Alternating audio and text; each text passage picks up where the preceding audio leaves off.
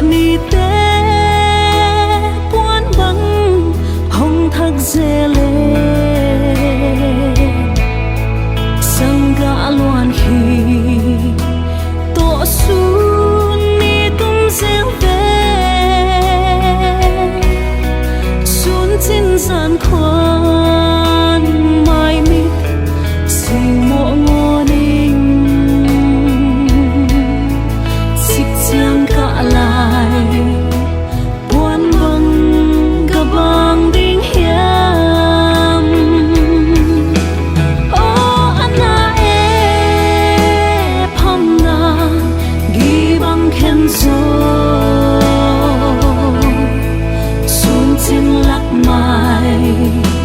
loan khiến tôi băng hôn tung khen xa tê ngay lại qua băng hồng thật dễ hệ hồng đến đi lao khá xiang hồng ngái ven khen xa tê tua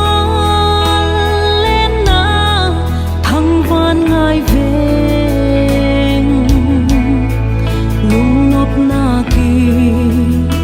xin hi xian mang xiang tua nun nuam tô qua làm băng pa cu cây sông tua tuang ca tung sam linh hi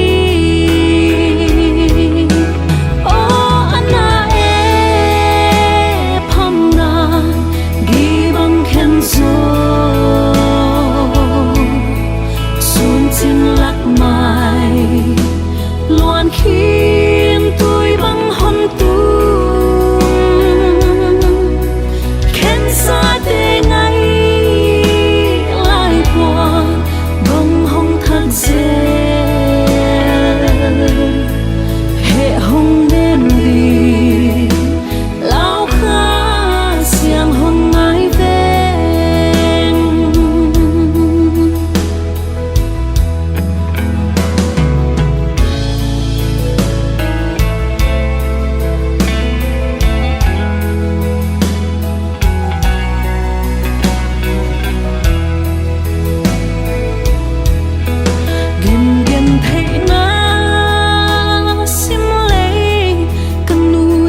chiang thăng van in loa tuang ca tung hôn chiang in ít lệ ngại khen xa tê mê một ca ninh khen nô lâu in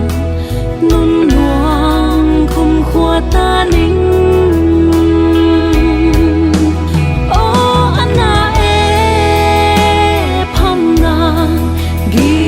khen gió